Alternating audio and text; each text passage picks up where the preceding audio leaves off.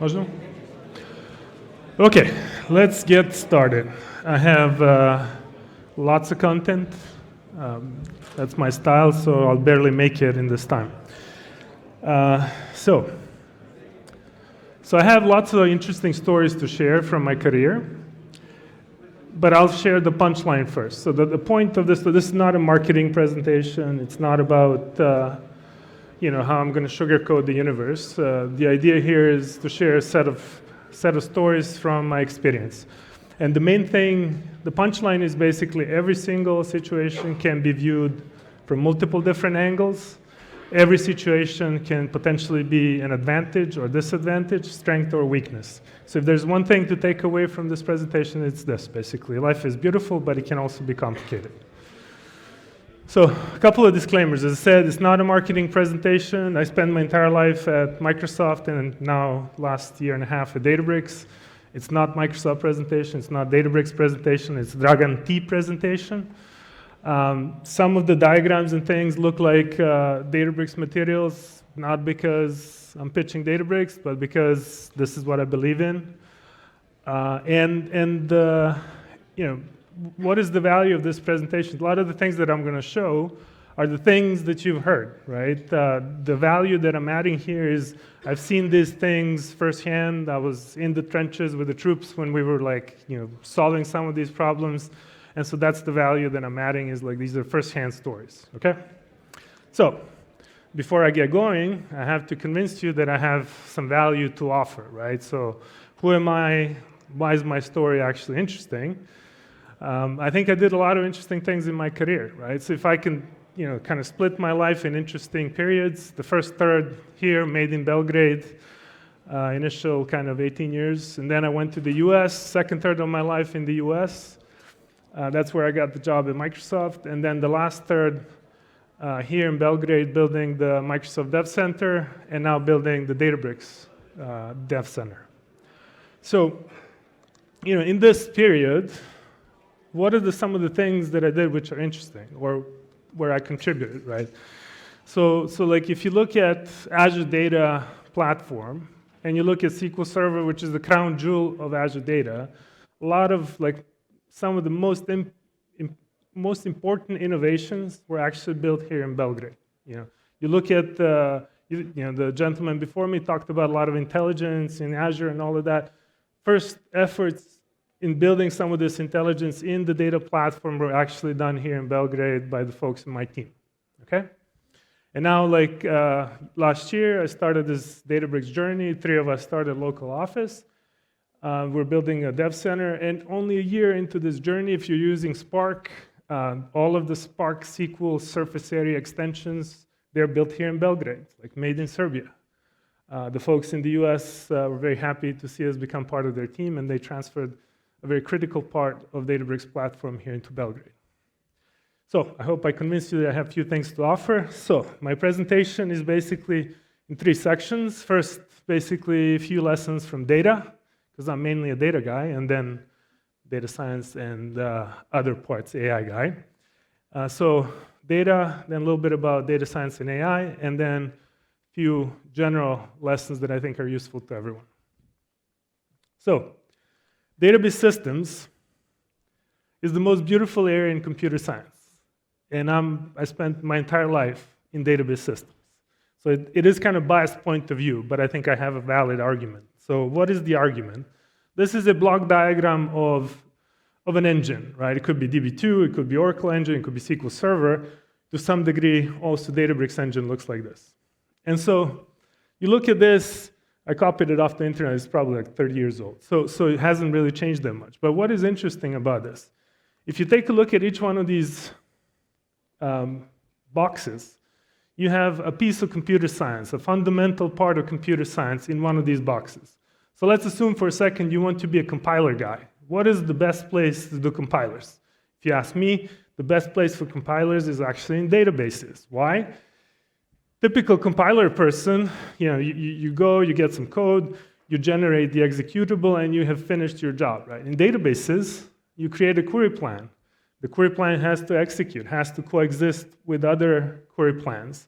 It has to basically be spotless in terms of running, can't have memory leaks and things. So I claim that basically code-gen, compiling, the best work that can be done is actually in database systems. Similar goes for operating systems. You want to be an operating systems guy? That's the area you really care about. The best place to do operating systems work is actually in the engines. Why? All of the resource management in the engine is a very fine-tuned machine, right? You have to actually squeeze every little bit of performance out of the database engine. That's what people do. And every engine has a very thin layer, user operating systems inside of it to do the scheduling, the memory management, thread management, all of that, right? So the best operating systems work, if you ask me, is actually in databases. And so, I was part of a discussion many years ago where Bill Gates, he was saying, you guys here, SQL guys, this was in Redmond, he was saying, SQL guys, you're great guys, and I really appreciate what you did, but the value of what you built, the SQL Server, is not actually that interesting to me. What you actually really did is you made our operating system, at the time Windows NT, you made it credible, you made it enterprise ready, you made it such so that the other folks, like Oracle, like DB2, like IBM, would build their database systems on top of Windows. So Windows became enterprise ready, not only because they were a great team, but also because our database product was using it to the max. And now, in the modern times, what's happening with databases, you have the system AI, infusion of AI into the systems, and that's basically a brand new area that we're contributing to here in Belgrade, and it's something that's actually going to evolve this block diagram in the future. So, it's very important to take a look at the current period of time, where we're living at, what's interesting about it. So I picked this off of the internet. It's basically the amount of data generated per year in the world, right? And so we're talking about here, this is zettabytes. Zettabytes are comprised of exabytes. Exabytes are comprised of petabytes. So this is a lot of data. Most of this data is actually machine-generated data. And so, why is this interesting? I would like to contrast this with the amount of human data generated in the history of humankind. So if you consult with Google or Perplexity, they will tell you that basically humankind has generated about 130 million books since the beginning of time. And if you have 1 million letters per book, that's roughly 130 terabytes.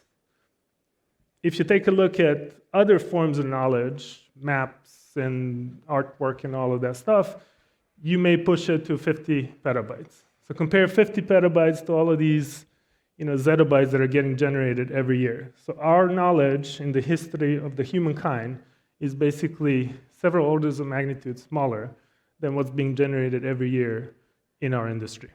Okay? So another thing is the hardware. Hardware, 20 years ago, the server machines running banks were 2, maybe 4 CPU machines with 10 gigabytes of memory. Today, the modern cloud machines, not even specially tuned on-prem machine, has about 450 virtual cores and at least a terabyte of RAM.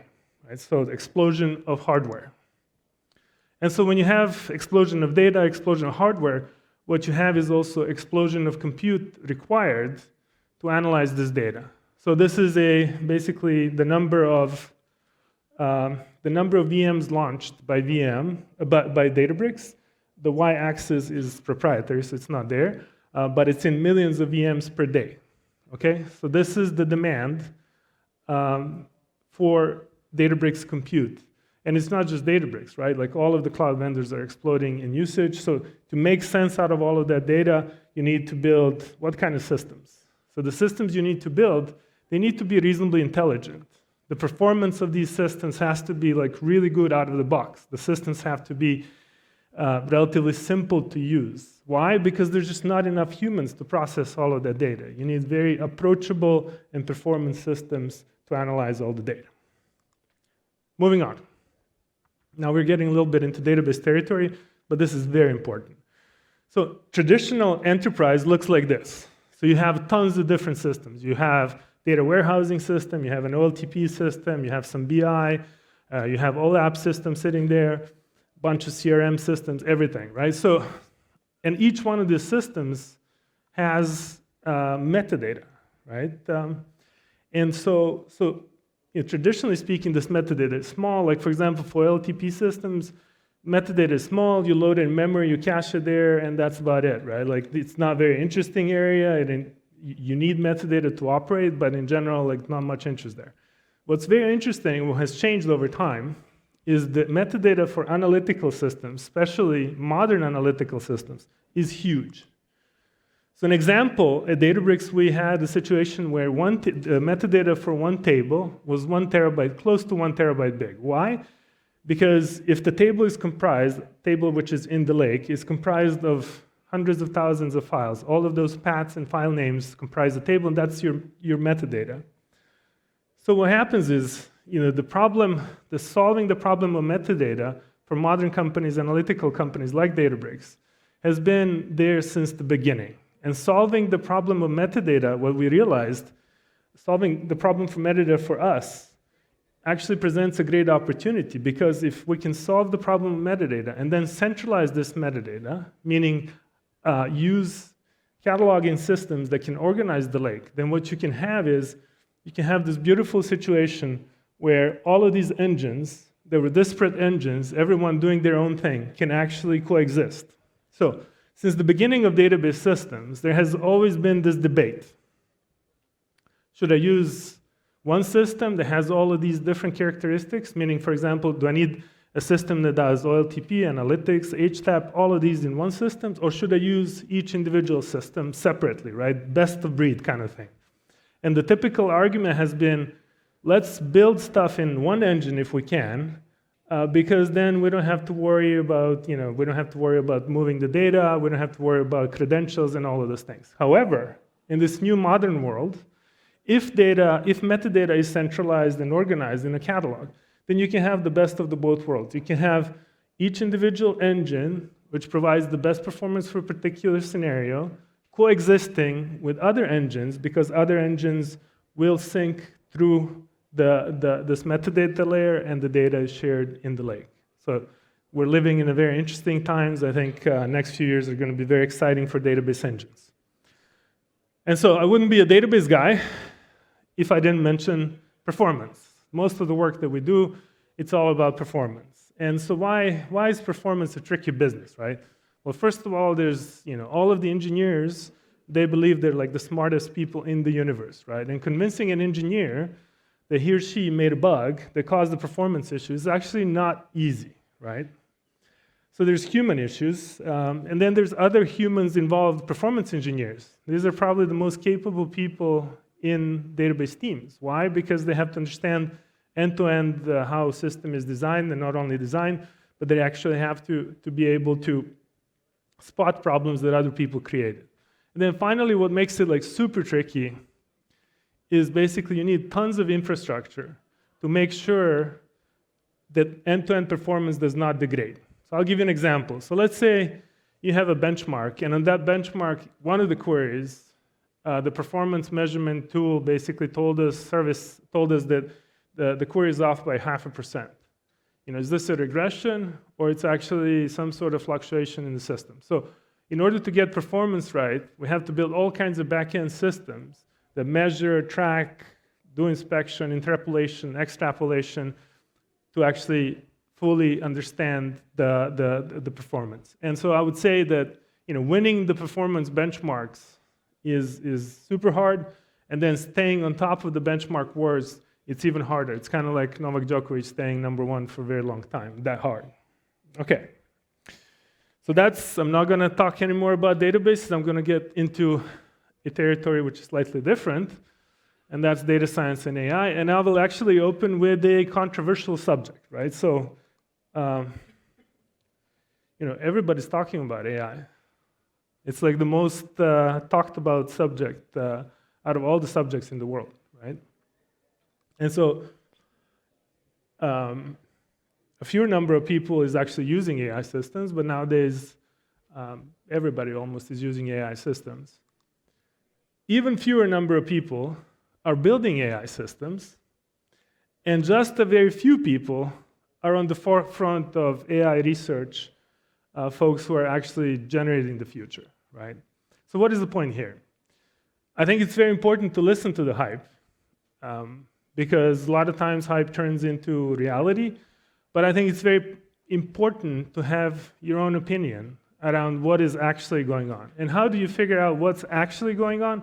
Well, you have to go and talk to all of these people, researchers who are developing models, folks who are using this stuff and how they're building systems, and the users. And then kind of triangulate based on all of these different things and external sources in terms of other sources of information, and figure out what's actually happening.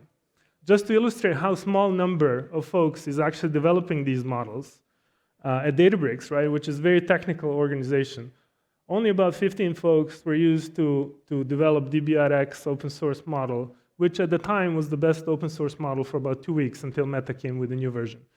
So even within an organization which is like hyper technical, very few people are actually the guys doing the development of new models.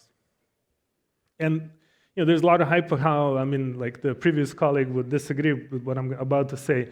A lot of people, Microsoft is branding itself as an AI company, but last year, by the time I was leaving, it was really funny because all of the AI work was in OpenAI, and all of the prompting work was in Microsoft. And I was like, okay, so who is actually doing here AI and who is doing just this prompt engineering, right? So what I'm trying to say is, take the hype, analyze the hype, and get your own point of view. Do not just blindly go with the herd. Now, my personal opinion, where the AI is going, is this a hype or real thing? I think it's a very real thing. I think it's going to change our lives fundamentally over the next decade. I'm not an optimist, but I'm not a pessimist either. I'm somewhere, again, looking at multiple different angles. And I think the best way to understand how AI is going to impact human lives on a day-to-day basis is to actually look at some of the sci-fi literature, right? Like folks have been imagining the various different versions of the future of the last 50, 100 years as they've been writing these sci-fi novels. And there's a special subdomain within sci-fi, these post-scarcity sci-fi novels that I think very much describe how AI is going to impact the human life over the next, 10 years from now. So that's my take on AI. Okay, so now data science. So one of the first data science teams in this region was actually here in Belgrade. So how did we get started? Very interesting story. Traditionally, we were SQL Engine team, and then we became this SQL Engine and Azure team. We jumped on that bandwagon very quickly and became significantly more useful when we jumped on that service bandwagon. So Microsoft was taking these on-prem products like SQL Server and putting them in the cloud. Now, when you take something and you put it in the cloud, it usually doesn't work. The things that had to happen is like we had to re-engineer these products for the cloud. And so we started that journey, and what happened is the first architecture of SQL Server in the cloud, it didn't really work. And it didn't work at the most inopportune moments. Like when you really need it, that's the time when it doesn't work. So we had customers. They would say, like, hey, this thing works in off hours, but when I really needed it to work, it actually failed. So what's going on? And what happened was we said, well, we have a core engineering team, which is like an all-star team. We have some of these folks that can do the service engineering. How about if we take a couple of these guys from Mathematica Gimnasia who know statistics and probabilities, and we like asked them, go check this stuff out. Why, can you develop a model, a theory, why these things are failing, right? And so our team, this was like 2011, roughly. They started digging through some of the metadata at the time. Like metadata was not there, so you have to go add pools and all of these things. And what they did is over a course of a few weeks, they said, look, I think we got it.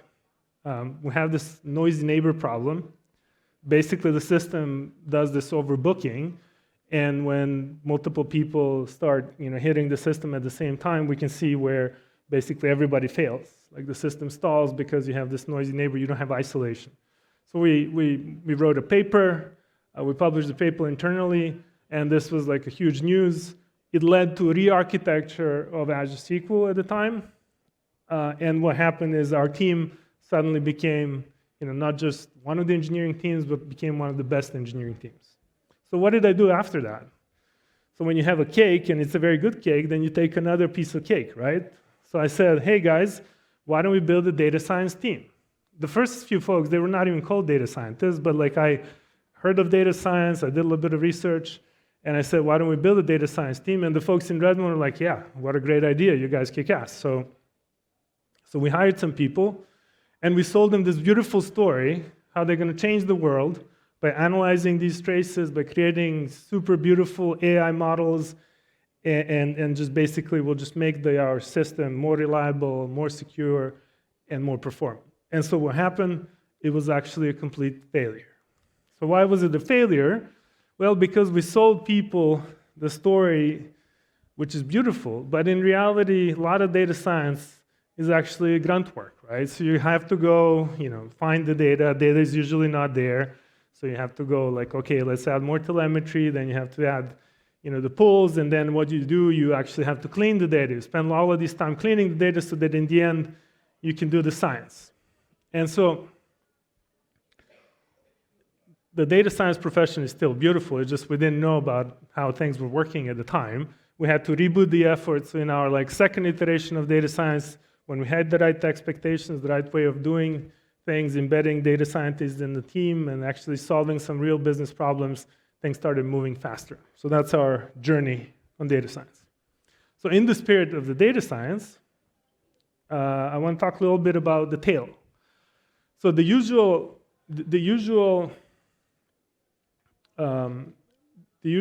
theory is you focus on the bulk of the use cases, you focus on the main scenarios, and you completely ignore the tail. You'll get to the tail if you ever get to it, right? Now, the problem with the tail is when you're running these large systems, the tail is not small. The tail is actually quite significant.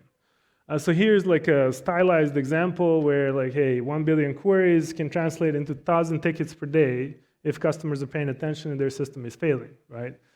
And so a VP at the time, he said one thing which completely stuck into my mind even to this day. He said, we do not want to get into a situation where machines are generating work for humans. So that's what tail will do to you if you don't pay attention to the tail, right? So we had so many different situations in Microsoft and Databricks where folks develop models, lots of false negatives, false positives. You have to go sift through this stuff. And a lot of times the value of the model is not actually positive because you spent all this time of the engineers trying to make sense out of the data, which is actually not helpful. Okay, moving on. So today, again, lots of hype about AI. Lots of people are actually experimenting. Many, many people are experimenting. Now, the question is how many people are actually deploying AI systems into production? How many people are betting their businesses on these AI systems, right? And the answer today is not very many. The percentage of folks who are experimenting is super high, 80, 90% of the organizations are experimenting. Only about 20 to 30% of the organizations are deploying AI models to production. And so why is this? So here I have a stylized example of a customer support chatbot. So customer support is probably going to be the first field that's going to be revolutionized by the chatbots, by the LLM technology. And so if you look at this diagram, there's many different pieces. Right? You have to make sure that the question is relevant. You have to have some rate limiting. You have to have some proprietary data that you have to actually add to the actual search. Some of the data is not, there's different kinds of queries that require different LLMs for the answers. And then in the end, you have to make sure that whatever you're spitting out is safe, relevant, and that the accuracy of that is pretty good. So what is the point? The point is, the systems, the production systems, are not going to look like the thing on the left. I build the prompt, I give it to LLM, and that thing does all the work for me. It's more going to be like a number of tools coexisting together, working together, and each one of them using specific technique to extract maximum value. So if you take a look at all of the cloud systems, AI is not that different. There's heart of the system, like for example, SQL Engine, and then there's all kinds of other stuff around it to orchestrate the success, right? And so AI systems most likely are going to be built this way. And so one of the innovations from Databricks, Matej, who is our CTO, he published this paper, I think it's Berkeley AI Lab, on compound systems. You should take a look because it actually outlines the complexities of building the production AI systems. So one more example, the customer was a FactSet. FactSet is a company that sells data and data querying for financial markets. They were like, hey, our query language is like super complex, so can we use this AI tech to help us out? And so they had this kind of brute force easy implementation, and it didn't really work, right? This was below the threshold for them to deploy into production. So then our field engineers got involved. They kind of decomposed the system into many different subsystems, optimized each one of them, and it got to the point where this is barely acceptable for production. So accuracy is significantly higher and performance and cost significantly lower.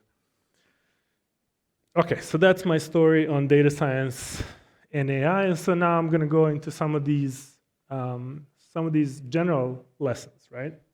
And so the first one is about relationships, right? So how many of you have heard like, hey, business is just, why are you taking this personally? It's just business, right? So when I hear this, I get goosebumps. I get like super angry, right? We spend like at least 8 hours of work, and maybe like I spend way more at work per day, and you're telling me like most of my life is meaningless, right? Because why am I taking it personally, right? So for me, in order for life to make sense, the business part has to actually be powerful, has to make sense, right? And so for me, business is deeply personal. And so why, right? Why? So in working with customers, you actually go through like some really relationship building experiences. When things are great, like, hey, we high five each other, customer may actually buy you a t-shirt or a sweater, and it's like, hey, it's all great. But what happens when your system fails? This is when the relationship is tested, right? So we had many situations where our stuff failed. In some cases, failed miserably, right? So a lot of these companies, they bet their business on your tech actually working. So we had, for example, large retailer shipping company where our stuff failed, and their entire truck fleet couldn't go. Like basically, it was. And so you get on a call with the customer is screaming, the CEO is on the call, and they're like, hey guys, like I'm not sure if like while you're talking here some technical nonsense that you realize that every hour that our trucks are not out on the road, we're losing X amount of money. And X is a very big number, right? So that kind of experience, it really builds these relationships. We had a situation where an insurance company, medical insurance company, was saying, hey, your system failed. Do you realize that some people may not have dispensed their medication for that day because your system was offline? So when you go through some of these experiences and customers stick with you, it actually changes the relationship. It makes actually this whole thing, even though it's complicated, it makes life much more beautiful. And this whole notion of whether business is personal or not, comes up with a completely different interpretation and dimension. Okay, so you heard many of the stories, and one interesting thing is, I've been part of these large organizations, Microsoft, right, like 100,000 engineers, Databricks, 2,000 engineers, still big, right? And so a lot of times you get this like super cool looking UI, and you're like excited, and you go click on it, and what happens actually behind the scenes, a lot of times, there's a little human actually doing things. So for these early prototypes, early tests, hypothesis checking things, on a number of occasions at Microsoft and now at Databricks, what you have in the back is actually a little human doing something, right? So like a very interesting story, we were deploying basically this Azure SQL Managed Instance product, and at the time, we didn't automate the deployment process. So what happened is when people go click, a student from ETF would actually go and run scripts. So we did this for a number of months until we automated the whole thing. And this is completely valid, and it's especially valid for startups. You want to do this kind of stuff because you don't want to go off, build automations and things that just don't make any value, that don't add any value to your product. This is it's a very interesting one. So just like as I said, something is good and bad at the same time. So OSS, open source projects, there's multiple different kinds. One kind of OSS project is a failed closed source project. This happened in Microsoft all the time, right? So the OSS, as soon as the OSS reaches the parity, there's no point of having the closed source project. So then what happens is people open source thing and hope the community will suddenly gather and start developing your stuff with you, right? So that's the first kind. The second kind is you have a bunch of these tech companies, or I would say not tech companies, but advertising companies, like Google, like Meta. They can open source just about everything because the revenue streams come from advertising. So all the tech work, they do all kinds of cool tech work. They actually open source large parts of their stack just to get credibility in the community and to get community to help them out. Right? And then the third kind of the open source project is the open source project where a company wants to gather and create large community. So Spark is probably the best example, right? So Databricks is basically, those are the folks who invented Spark, and they open sourced it because they wanted people to use it, they wanted to build a large community and the following, and then build a company around it, right? So if you look at the metrics, this is like probably like maybe not top one, but at least top 2 or 3 open source project in the history of humankind. So it looks great, right? Well, it's not all, it is great, largely it's great, but there's also a little bit of a downside. So what is the downside, right? So you have these large hyperscalers, they can easily copy this stuff, and they have expertise to go run things, right? So then the question is, what is your differentiation, right? So once you build the differentiation, that differentiation, you keep it to yourself. You don't want to give it to the big guys, right? And then the story is you don't have 2 code bases, but you have 1.5 code bases. You have to keep them in sync. You have to merge them. You have to some of the features you have to actually build twice, right? So again, something that looks like an advantage has always some sort of a cost. And then we're getting now a little more into philosophy. So this is a quote from a professor of mine. In the US, I did the technical stuff, and then I've also completed business school, and my professor would say, if there's one thing to remember is that incentives change behavior. I still remember it. I graduated in 2005 there. So then there's other people who actually use similar stuff. So like Warren Buffett says, show me the incentives and I'll show you the outcome, right? My friend Nemanja Petrovic, colleague, he would say, everybody is striving to have zero risk arbitrage. That's how the world functions. And my kids, they would say, well, they're always on this quest of building this infinite money-making machine, right?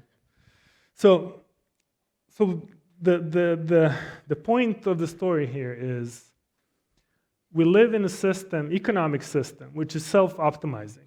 It's actually very efficiently self-optimizing. So paying attention to incentives is very important because the system, if you change the incentives, the system will self-optimize very quickly, right? So a couple of examples. When cloud companies launch these, basically launched the risk processors, VMs with risk processors to significantly reduce prices, all of the SaaS companies quickly embraced this trend. Why? Because they wanted a little bit bigger part of the pie for themselves, right? So another very interesting example is we had this product offering where we were charging by data processed. And we changed the business model from, we changed how we accounted for data from gigabytes to gibibytes, right? So we're talking about less than 1% of the change and basically a fraction of a cent. And people were saying, you cannot do this without our consent. And we were like, okay, what's the big deal? We're doing this because we just want to make rounding easier. And they were like, no, no, no, like you're changing even though it's like a fraction of a cent, you're changing how the system is priced, meaning like the incentives are changing. So anyways, paying attention to incentives is extremely important because the system after that will self-optimize very quickly. And the last thing. So I've been part of many different projects. Some of these projects had like world-class engineers. Some didn't, but most of my teams were actually world-class. And the thing that can kill, there's many different things that can kill the project, right? The tech is not ready, the scenario is off, but those do not kill the project in 100% of the time. One thing that will kill the project 100% of the time is like super long cycle times. So what does that mean? So let's say you're building a service, and your cycle time, your deployment, from time like you check in to the time the customer sees the thing is super long, months long. And this happened to me a few times. It creates all kinds of weird incentives. And in the long run, it actually destroys teams. Because people are like, hey, like I checked this in a few months ago, and now you're asking me to make a change. I already moved on to another thing. I'm not happy, right? So that's usually the pattern. The other thing is like, hey, you're trying to figure out whether the person did something, but the stuff didn't land in production. So did the person do the thing or didn't do the thing? So anyways, so the upside of this is if you have very good short cycle times, you can get away. Maybe you don't have the best engineers. Maybe your business plan is not that great, but because you're working with customers, you have short cycle times, you may actually be able to compensate for some of these. Bottom line is, recipe, do not allow your company, your project, to have super long cycle times. So this is my last lesson or insight. And what I'm basically saving for the end, I really truly think that this data world is super beautiful. And I want to say that, look, if we look at where we are today with this data and AI story and how things are going to develop over the next 5, 10 years, we, the folks who are operating on the data, using the data, building models, we're kind of at the nexus of all of the important things that are happening. And it's up to us, basically, to create a future that is, not only beneficial to us economically, but the future that makes sense in terms of life and quality of life. Thank you.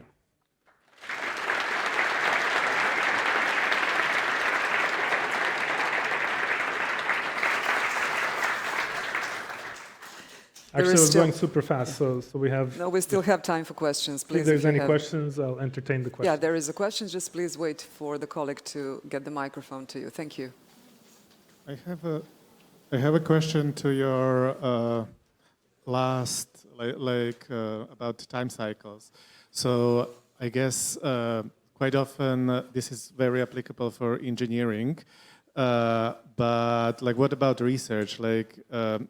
For example, in the organization I come from, there's quite a resistance from the researchers and from the scientists to have very short time cycles. Do you have any experience or advice how to manage that expectations? So there's many different ways to slice this question, okay? So first, Databricks has a total of 5 researchers out of 2,000 people, and they've been acquired, okay? Microsoft has MSR, which has a bunch of researchers that are sitting in a completely different organization, right? So first of all, where are the researchers sitting? In my book, the way things are operating today, researchers have to sit with a team. Researchers sitting on the side, it's kind of not very useful use of time, right? So yes, there is resistance. Now there's realities of how the world operates. The speed at which the industry is moving is so fast nowadays. It's non-linear kind of speed improvements that we're seeing over the last few years. That basically, if the researchers are not willing to play the game, they're really not working in their own interest because their organization needs to keep up, right? And for them to keep up, they have to actually shorten the cycle time. Now, related to research, one of the points that I wanted to make, but given the time I didn't, I think in this new modern times, the only research that makes sense is the research in the industry. Because like, how the university researchers are going to find resources to have a full farm of, NVIDIA H100, 200 machines, right? It's not going to happen. Where are the researchers going to find terabytes and terabytes of data, useful data, that they can train their models on, right? So I think if you ask me, the most interesting research, at least the AI research, is probably going to happen in these companies. Now, my hope is also that it's not going to happen just in the 3 big hyperscalers, that the wealth of research will be spread across the entire industry, because that's just a healthier way of operating. So that's my take on this. Thank you. Any other questions for Mr. Tomic? Yeah. Hi. So what would you say is the biggest lesson you learned switching from a huge corp like Microsoft to Databricks? Well, I'm still learning. Actually, I'm at the beginning of the learning, but of course, I have opinions. So Microsoft is really one of the greatest companies in the history of humankind, right? And the company where I spent most of my life, and it was time for change, right? So after 25 years and doing just about everything. So, I thought that Microsoft is reasonably fast. One of the reasons why I left, because I kind of felt like it's slowing down, right? And there's a lot of old people who don't want to do stuff, right? But I thought that like my team here in Belgrade was like super fast, lean, like we had our stuff together and we were like moving really fast. When I went to Databricks, I realized that actually there's a couple of other additional levels of speed that exist, right? That I was not fully aware of. So I'll give you an example. So related to the question about research. So Matej, the CTO, is actually faculty member. I don't know if it's Stanford or Berkeley, it doesn't matter. He was at Stanford, now I think he's at Berkeley. And so he reads these papers all the time, right? And they came up with an interesting paper in like this kind of cross-section databases and AI. I'm not going to go into details on the paper, but they basically, let's say, they read the paper on the weekend, Tuesday was the meeting, whether we should do something about it or not, and then basically by the end of the week, decision was made, okay, this paper, they checked with other people, the results, they contacted other folks, professors, folks from the industry, they decided that, no, the result is not interesting, this is kind of one of these fluffy papers that doesn't do much, and they're not going to invest. Okay. However, the other thing could have happened, right? They read the paper on the weekend, and by the end of the week, you have a team of people actually pursuing the idea. This kind of speed is very unique to Silicon Valley, and I thought that we're like super awesome here, but I learned that there's actually a couple of other gears that you can actually go into. So we have 1 minute and 23 seconds. Of course, if there is another question, there is still time. Well, I guess Thank that's you, it. folks. I hope it was useful. Thank you so much for joining us. This is a little certificate of appreciation. Thank you so much. Thank you.